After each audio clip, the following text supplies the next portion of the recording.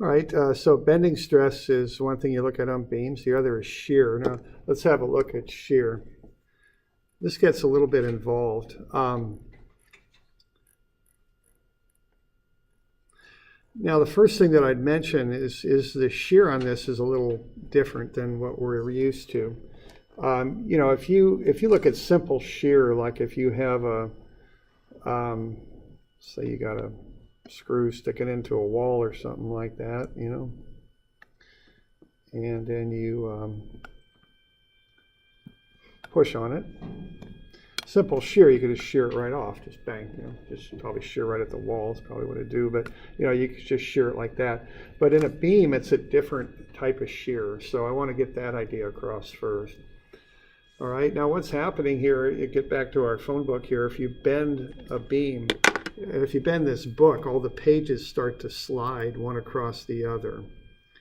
All right, and what you'll notice there is, you know, as we talked about earlier, if they're just loose pages, they can slide one across the other. If the book is bound, which, you know, books are, of course, you've got this angle over here that has to hold.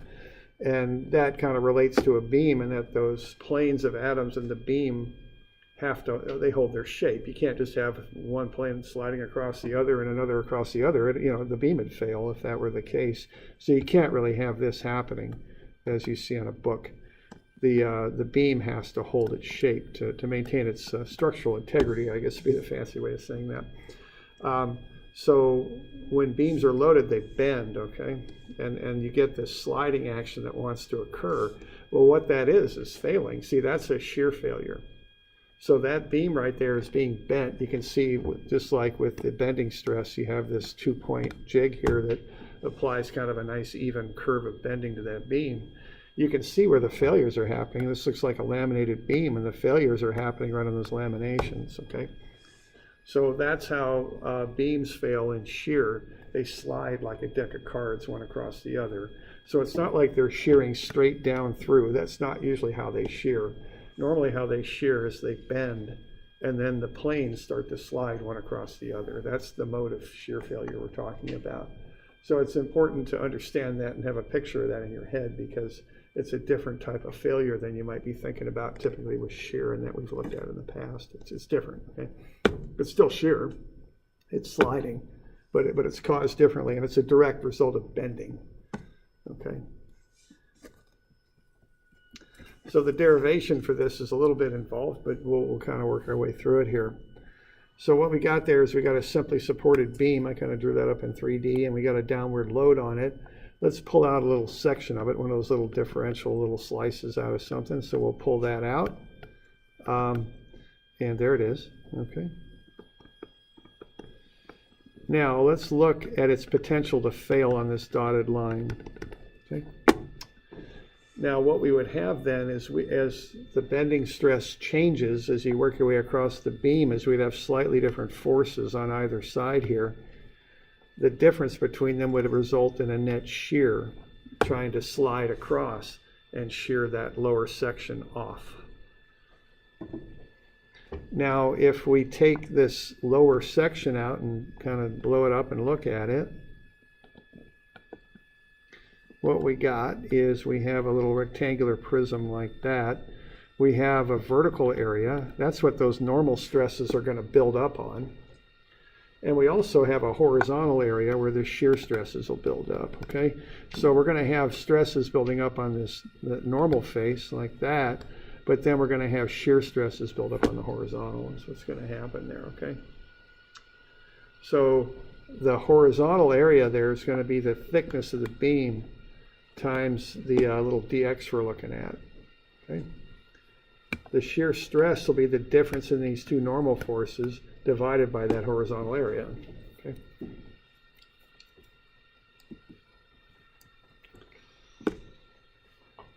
Okay, so that'll be the shear stress, F2 over AH divided minus F1 over AH. So what that is the change in forces divided by AH, which is the shear force divided by AH. Okay. Now where these F1 and F2s are coming from, they're coming from their normal stress forces, okay? So they come from my over I. Okay? So these F1 and F2, those are normal stresses pulling on either side of that little dx there. All right, and the force would be the normal stress times the area over which it acts. So the shear force then is that my over I times the area over which it acts, because the normal stress acts on these little vertical areas here, like that. So the normal stress, my over I, y is being measured down from the neutral axis to that area there, okay?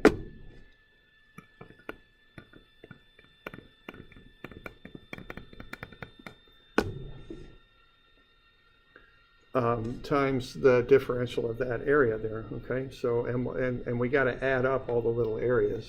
So that's what the integral sign's doing there. So the shear force is the integral of my over I divided by dAv. AV is that little vertical area that's broken up into little pieces. Now, for a given location there, the moment will be constant, and I is constant for the beam. So we could pull the m over I out of that integral. Now that's the straight shear force. The change in shear, which is kind of what we're looking at to find the shear stress, is delta m over I times the integral of y dAv. Right. So that's the change in shear force. Divide out the horizontal area now, and you get the shear stress. Okay. So now we're just going to plug all that stuff in together and look at how this all sorts out to get the net shear equation. Okay, so our delta V, what that is delta m over I times the integral of y dAv, okay?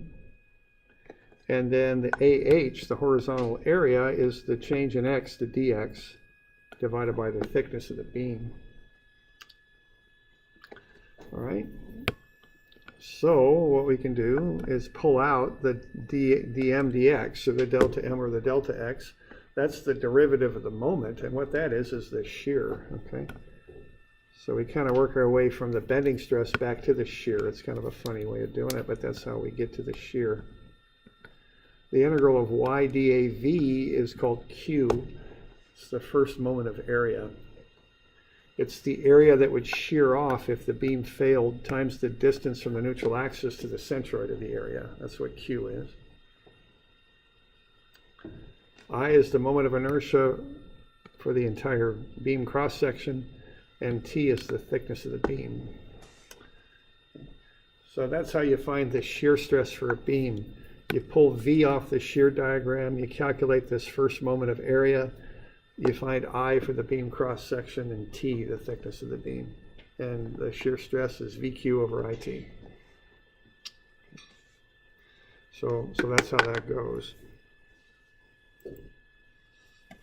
All right.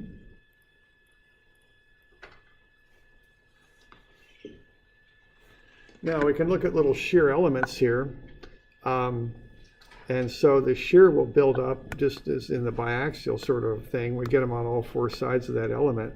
So if we find a couple shears here and here, there'll be two more that meet in the corners. So you end up with a shear distribution like that on those little elements.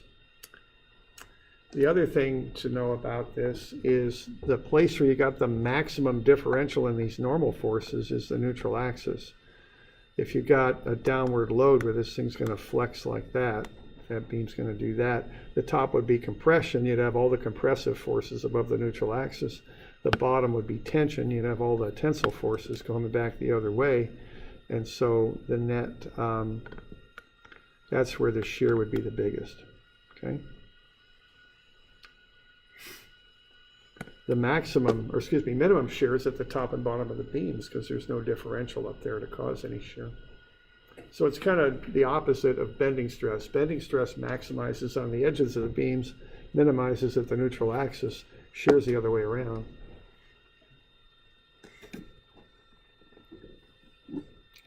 All right, so there you see again that shear action happening there where all those boards are sliding one across the other.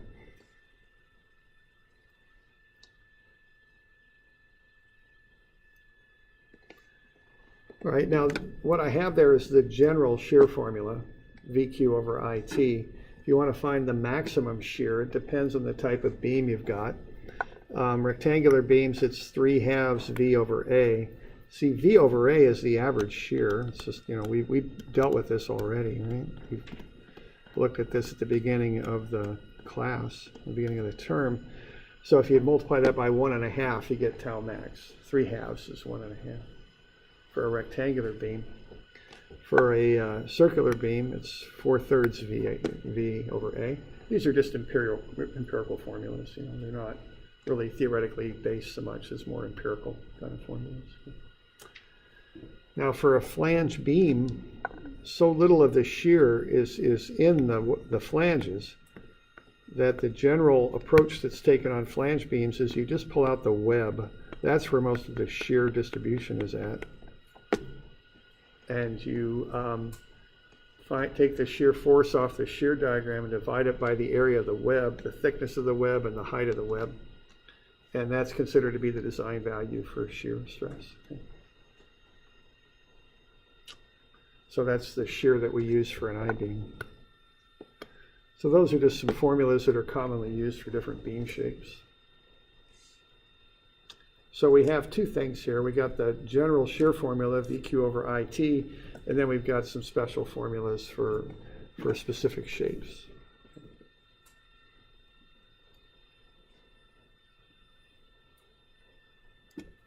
So let's apply that general formula to an example here.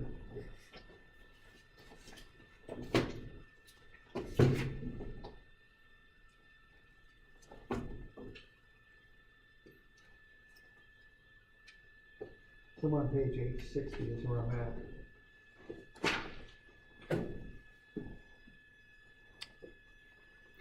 Right now, both the normal stress and the shear stress I look at in a very process-oriented sort of way. You know, the normal stress formula is sigma is MC over I. I want to find M, I want to find C, I want to find I, then I plug them in. Same thing here. Tau is VQ over IT. I want to find V, which is the shear off the shear diagram. I want to find Q, which is the first moment of area. I want to find I, which is the moment of inertia of the beam cross section. I want to find the thickness of the beam T, and I plug them in. That's how I look at this, okay?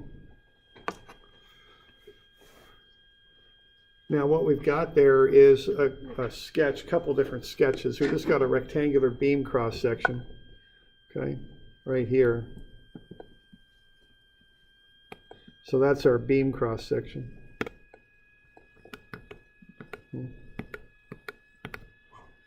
It's right there.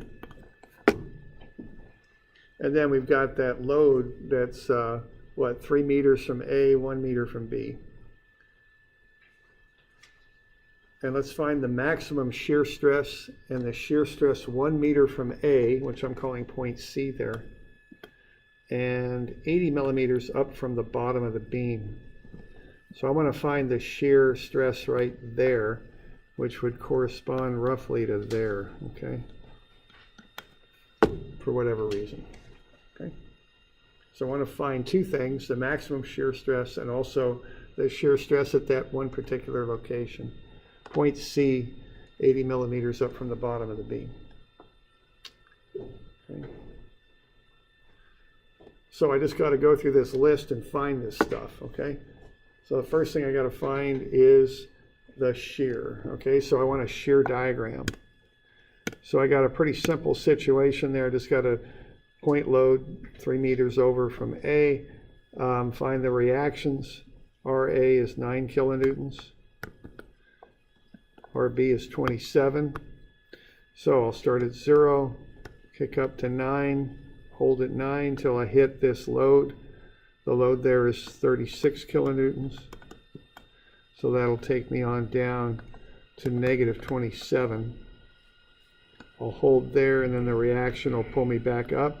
I probably want to make these thousands instead of just kilonewtons because I like everything in basic units when I do this. So newtons and meters is what I want. So there's my shear diagram, okay?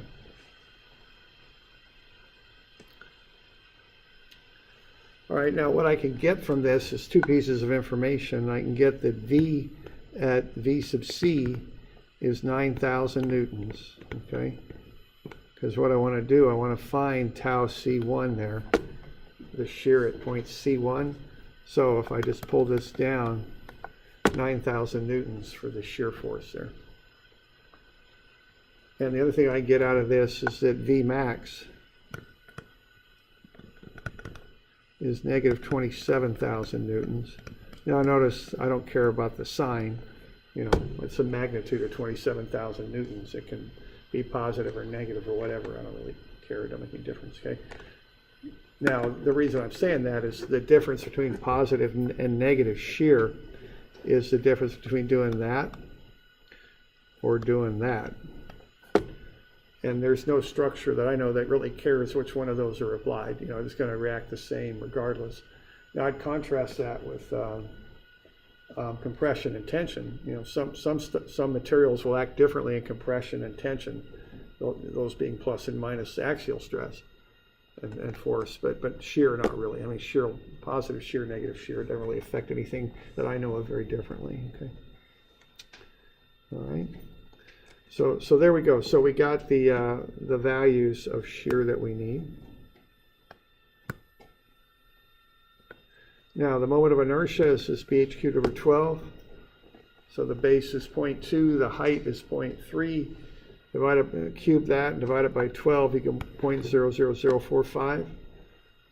Okay, I need that because I need VQ over I and T. All right.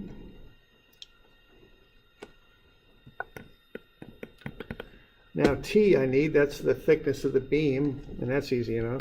It's 200 millimeters, 20 centimeters, so that's what, 0.20 meters. Nothing going on there that's, you know, just look at it and pull it off. That's about all there is to it. Okay. So we want V off the shear diagram. We want Q, which we'll get to in a minute. We want I, which is off the beam cross section. And we want T, which is the thickness of the beam. So we got all that stuff fixed. We got to find Q yet. Okay, now Q, so, all right, so there, I've got that stuff written down. So there's VC and T, okay? Again, T is just the thickness of the beam. That's all there is to it. All right. Now, the thing that you want to focus on is Q. That's one that it takes a little bit of calculating here. So get this figured out, okay? Because, and I'll just flat out tell you, I'll put something like this on the final. And I've been doing this, you know, like I mentioned, I've been doing this quite a few years now. This is year 29, I think. And people seem to have some problems with Q, and I don't think it's because it's really hard or anything. I think it's just that they're not studying it properly, okay? So figure Q out, okay? There's a certain way to calculate it. It's, you know, I don't think it's that abstract or, you know, difficult or anything. It's just got to remember the steps. All right, so here's how you find Q. What Q is, and it's on your formula sheet, is A times D. Now what A is the area that would shear off if the beam failed. Okay, that's what A is. And you know, what was he in class? You want me just to copy this for you? Rather than copying it all down? You know, if you're online, just screenshot it and have a look at it.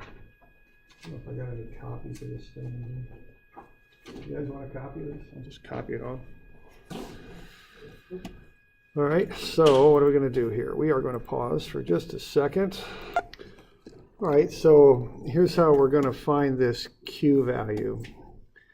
All right. So what we're going to do is we're going to look at the basic definition. We're going to take the area, that's A, that's the area that if the beam failed, which of course we don't want to have happen, but all the same, that's how I think about it. If it did, this is the area that would shear off. Okay, so what would shear off would be that area that I've hatched in red. Okay, so if that beam failed, if it broke, it was that bottom section would shear off. And I'm talking about it breaking at 0.1. That's what I'm analyzing here because I'm finding tau for point C, which is off of the long view of the beam as it runs between the simple supports, and then point 1, which is 80 millimeters up from the bottom. So if it fails at point 1, that lower section is going to break off.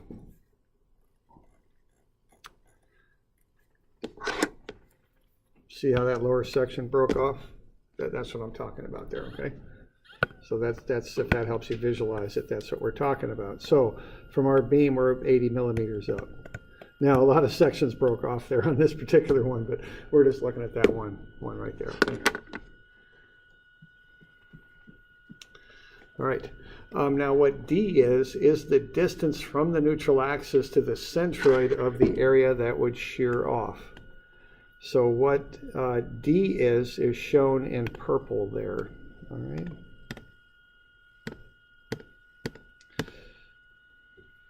Right here. So we're going from the neutral axis. Now that's just a rectangular beam. It's 300 millimeters high. So that's 0.3 meters.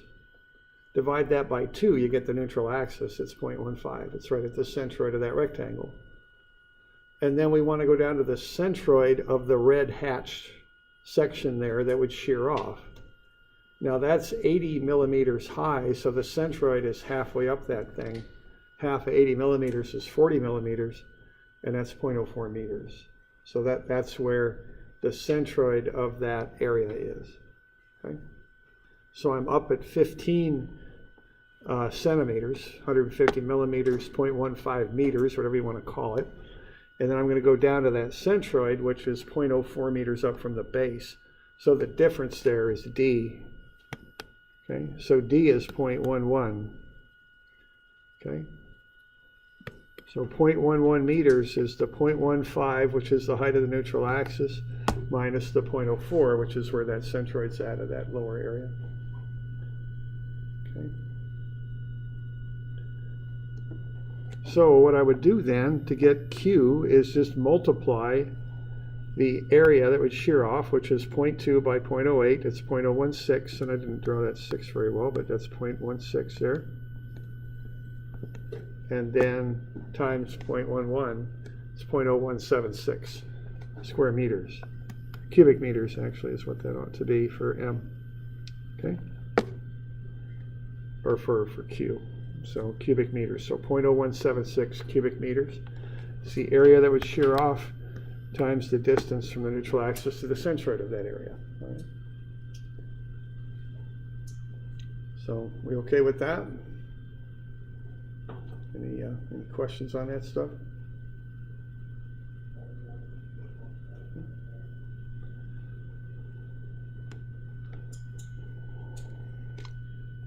So what we got now is we got V. Okay, we need tau, it's V, we got that. We can get that off the shear diagram. It's 9,000 if I remember right. We got Q here, it's 0.0176. We got I, which I don't remember what that was, and we got T, the thickness of the beam, 0.2 meters. So we just plug them in, we get the shear stress. That's about it. Okay. So on the final, I'll have a bending stress problem like what we just did for the normal stress, and then I'll have a shear stress kind of problem. So just get this stuff figured out so you can just go through it. There's a few steps in there, but just, work at kind of getting a flow diagram in your mind to find this, find that, find such and such. Look at the equations really is what I use. I got to find the things in the equations and I plug them in. Okay. So there's my values for finding shear. I just plug everything in and I get 176,000 newtons per square meter. That's the shear stress at point C, 1 meter over from A, and then up at point 1, 80 millimeters up from the bottom of the beam. Okay.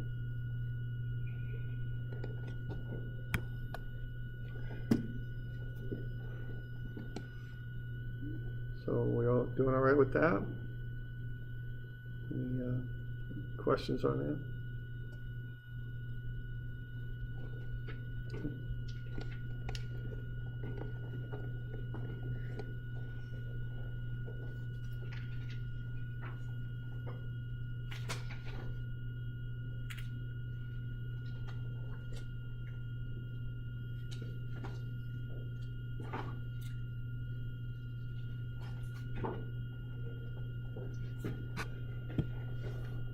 Okay.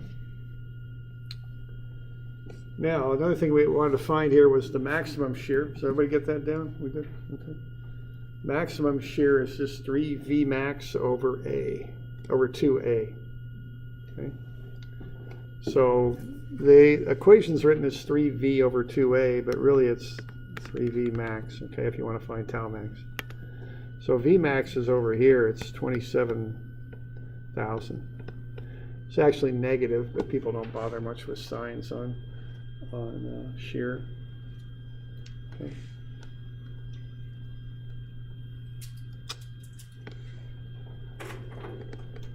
So now what you do, you find the total area of the beam, 0.2 by 0.3 meters, 0.06 meters squared. That's the area. Find the maximum shear. Plug everything in. 3 times the maximum shear force divided by 2 times the area of the beam. What you're doing there, you're taking 3/2 the average shear stress in the beam. That's really what you're doing. Okay.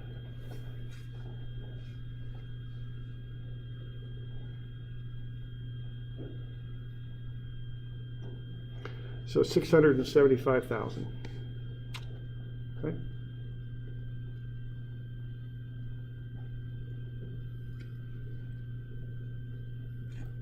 All right. All right, we got another one here to find the design value there for the I-beam. Okay. Why don't you draw up a quick shear diagram there on this one. Find the area under that block and get a shear diagram going. I got the reactions for you.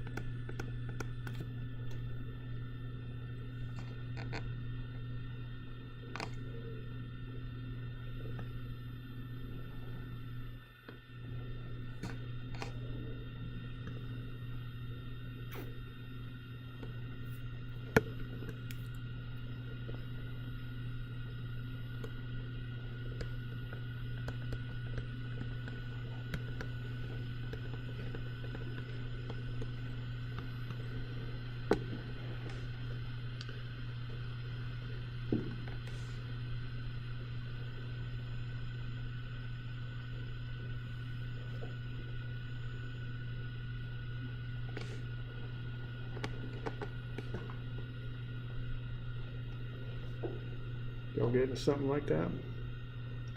So we go up to 30,000, hold that till we hit that midpoint of the beam where the distributed load starts, then you start sloping downwards.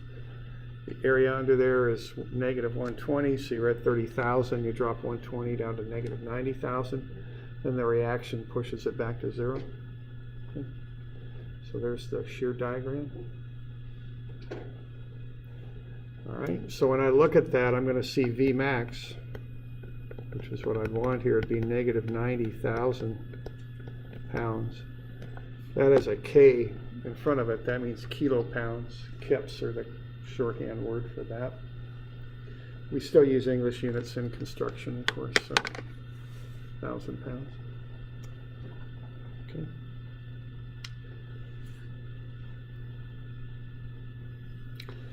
All right, so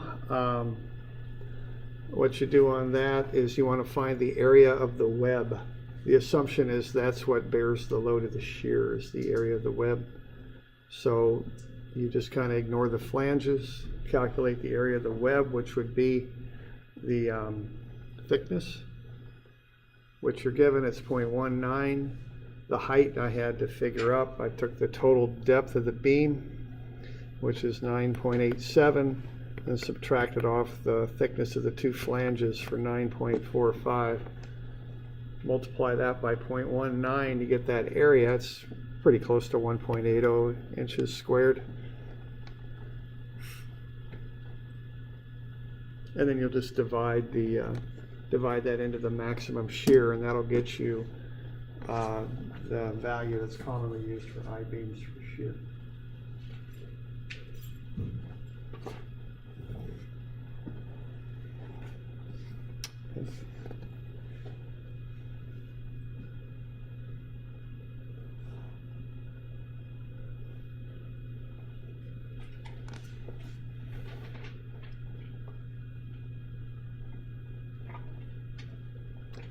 So we good with that?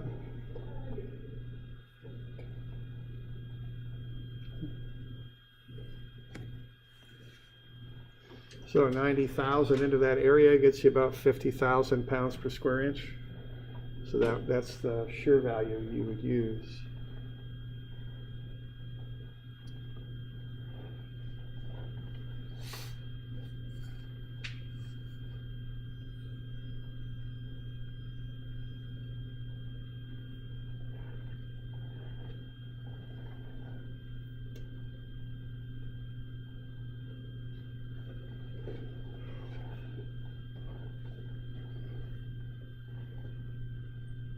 Okay.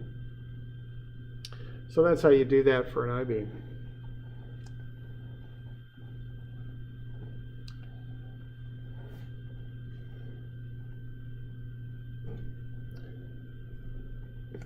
So that's one thing there about shear, to kind of a special thing to know. You just ignore the flanges.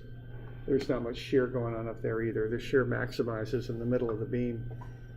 That's when you get that biggest differential. It's trying to create that sliding failure across the length of the beam. All right, now there's another little thing to know about shear, actually a couple other things, but it's called shear flow. Okay. All right, this is on page 874.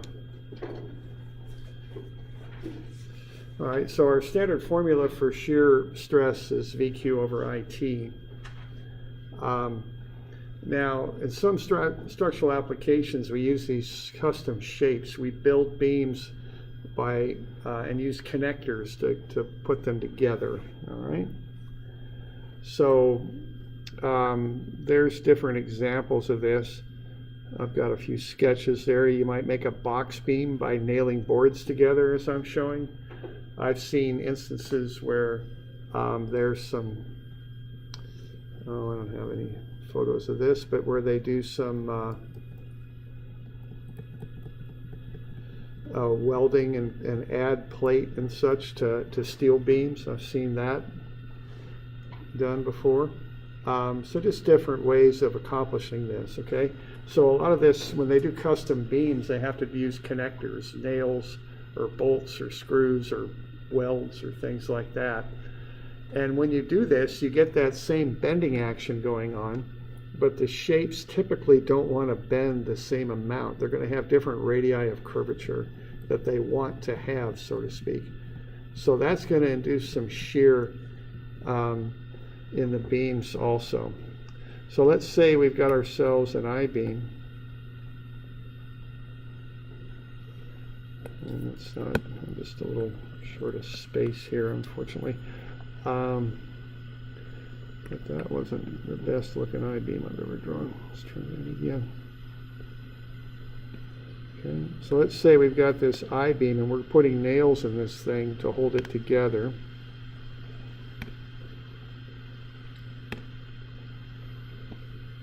So there's our nail.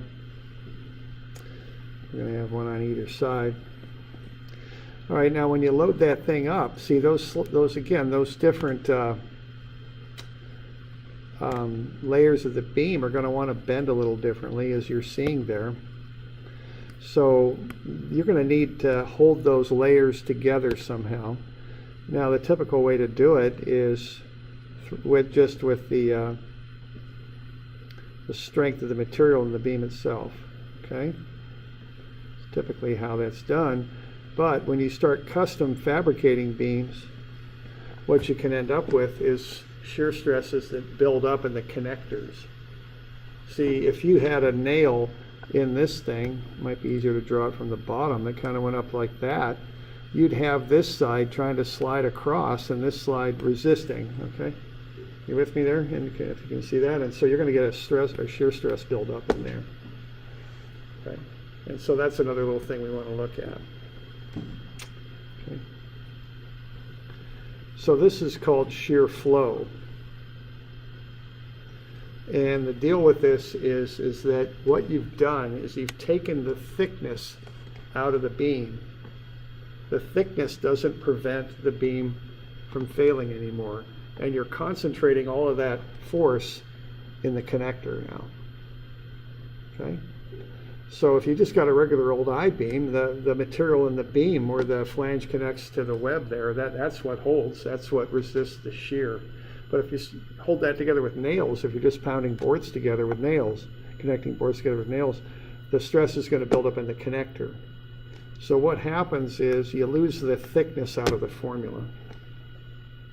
And you just end up with VQ over I. It's designated with a lowercase f usually, and it's called shear flow is the term for it. Okay? And so that's going to get you a force per unit length along the beam. And then you can figure out what the spacing is on your connectors and see how much force will build up in each connector. Okay? So the thickness of the beam no longer prevents the beam from failing. The beam thickness is replaced by a connector, basically. So you figure out the force buildup in the connectors, and you look at the shear strength of your nails or bolts or whatever they are that's holding the thing together.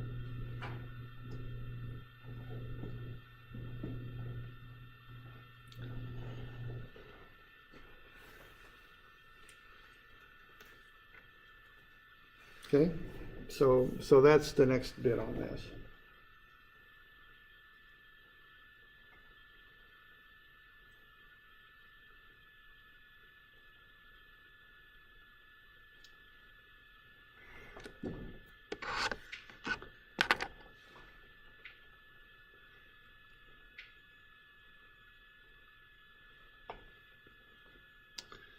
So what we're going to do here is find the forces that build up in these connectors, and that's called shear flow.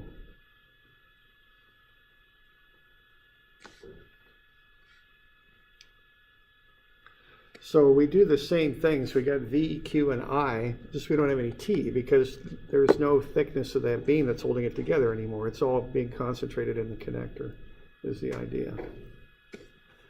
So let's have a look at this example. This one's a little funny. We built this I-beam kind of funny. We got a strong central web, and then we've got these boards on the side that we're pounding nails in there.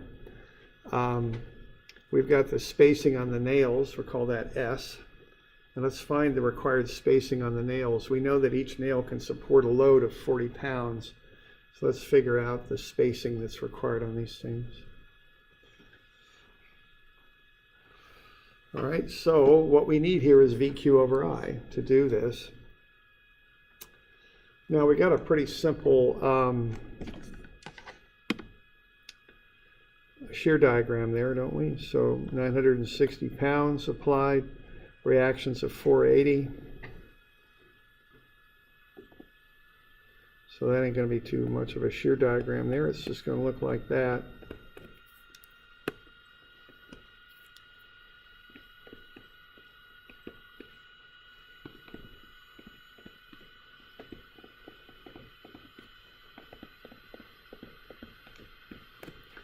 So there's the shear diagram.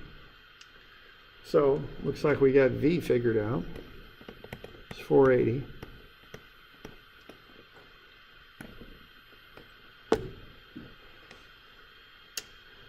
Okay. You with me there?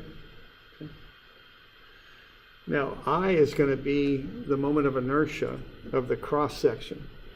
Now, there's a quick way to do it, but it has to be a symmetrical beam. So this method will not work on every case. It'll work on an I-beam, it'll work on a box beam or a channel beam, but it won't work on a T-beam or an L-beam, okay? What I can do is, being as this, this beam is symmetrical about the neutral axis, is I can take that beam and break it up into three shapes. The overall rectangular cross section, which has a centroid right there, right on the neutral axis. And then what I can do is I can call out two rectangles here that I'm going to cut out of it because they have centroids right on the neutral axis also. Okay. So what I can do is take the overall rectangle and calculate BH cubed over 12 for that. 6 for the base, 8 for the height, divide it by 12, and then subtract off the two smaller spaces there that are rectangular. So there's two of them. Base of 2, height of 6 cubed over 12. Okay. So I can go ahead and do that. So I'll get 184 inches to the 4 equals I. Now this approach for calculating I only works if the beam is symmetrical about the neutral axis. It's not going to work for a T-beam. It won't work for an L-beam. It'll work for an I-beam if it's symmetrical. It'll work for a symmetrical box beam, a symmetrical C-channel it would work for. So that's okay. It'll work for a box beam if they're symmetrical. That's okay.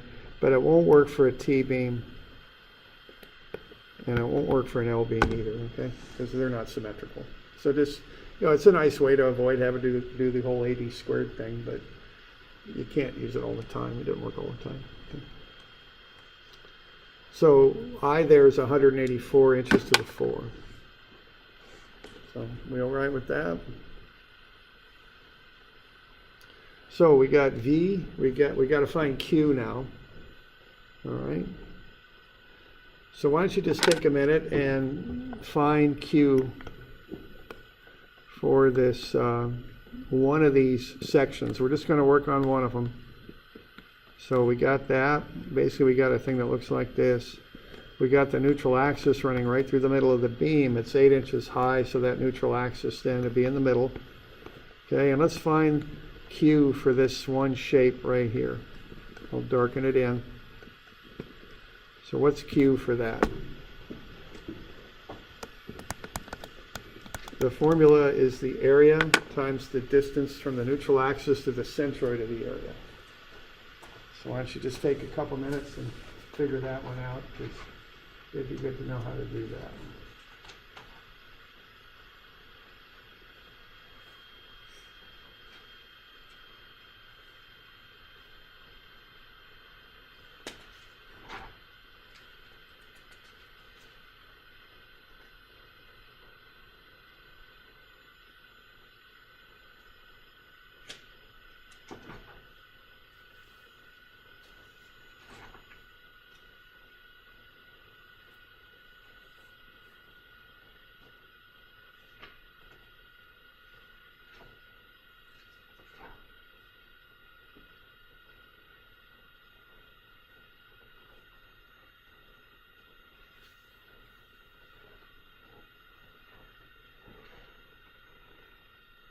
So find the area of the rectangle and find the distance from the neutral axis to its centroid.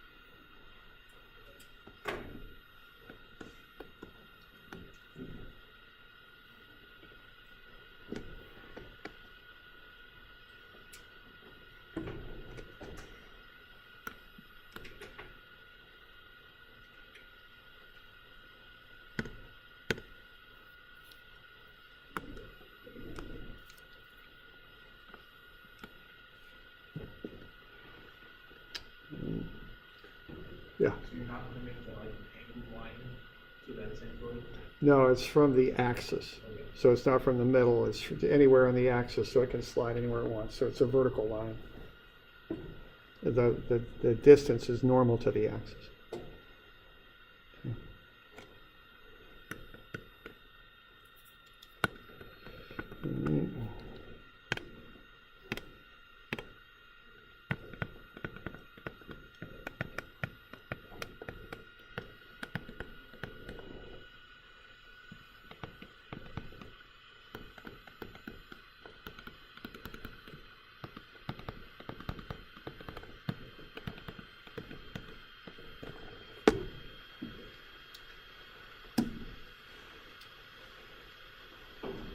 Y'all doing okay with that? 2 inches, 2 square inches for the area. And I always draw pictures, you know. So I'm going 4 inches from the neutral axis to the top of the beam, and I'm coming back half of 1 to get to the centroid. So 4 minus 0.5 is 3.5. Okay. So 4 up and a half back. Okay. So multiply them together, you get Q at 7 inches cubed.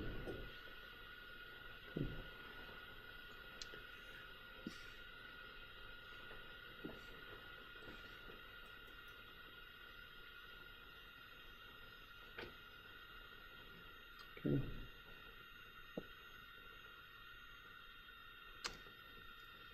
All right, so then you just find the shear flow, VQ over I. Multiply everything out. So V is 480 pounds, Q is 7, I is 184. So it's 18.26 pounds per inch. So every inch of length of that beam is going to build up 18.26 pounds of shear force in the connector.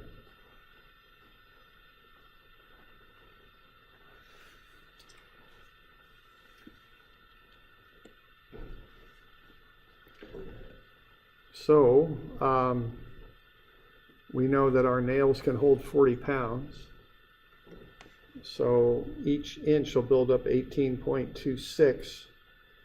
So looks like we can space them at about 2 inches, a little bit more if we wanted, but probably just hold on an even 2 is probably what I'd do out there if I was working. So if I take 40 pounds, 18.26 pounds per inch, we get 2.19 inches. But of course, when you're working, you want to keep a little bit grounded in what the people out there are really doing. And so we're probably not going to tell them to space the nails at 2.19 inches. We'll probably just tell them 2 inches probably would work. Okay. Have a little bit of safety in there anyways. Okay.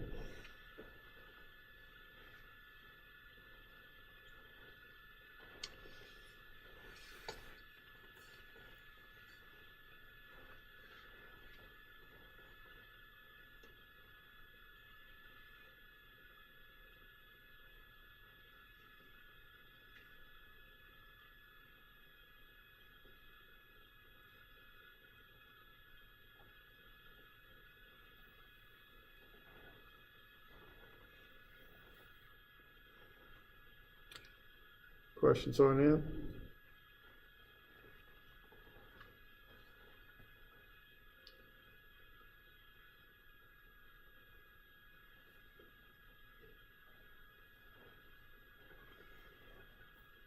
Okay.